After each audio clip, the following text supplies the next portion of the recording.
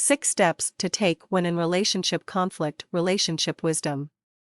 Conflict in relationship is often the pivotal point that leads to unhappiness and dissatisfaction of the relationship. Let's have a look at conflict from a different point of view to turn it into opportunity to grow and learn instead of an I win, you lose scenario. Relationship purpose. The ultimate purpose of every relationship, whether it is an intimate one or not, is to enable both of you to grow personally and interpersonally. Whenever we enter into a relationship, there is this meeting place of two human beings finding out something new about themselves and each other. It really is the evolution of your own consciousness as well as the consciousness of interaction at large. Avoiding conflict. Conflict is often seen as the opposite of intimacy. The reality of me against you conflict is that it reduces the feeling of safety, ability, and willingness to be vulnerable. Avoiding conflict, therefore, is what seems like the most logical solution. Conflict can also be seen as the opportunity to know more about yourself and the other person, to know about your likes and dislikes, what you are made of, your boundaries, your needs and wants, and the same things in the other person. Misunderstanding. When we start to see conflict in a different way, we can stay connected while having a different opinion to your partner. Rather than imagining a fight, conflict, or argument as a me against you scenario, we can visualize it being a fight against a common misunderstanding. Every conflict is really engaging in a misunderstanding, which the two people in it don't yet realize or understand. It is not about the money spent or the mother-in-law.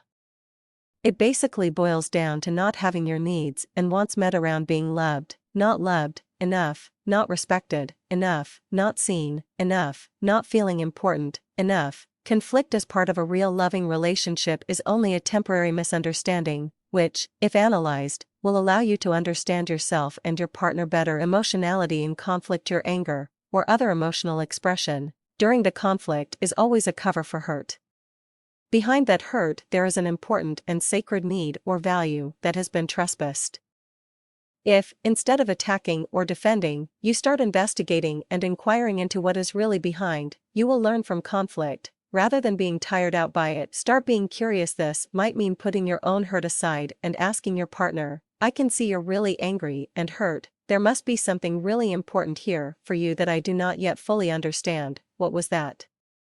This curiosity, spoken with true empathy rather than sarcasm, will bring you back into an intimate and vulnerable space from which you can then learn to turn this conflict around. You need to be in love to alchemize conflict, because in conflict your darkest parts come out. What do to when in conflict?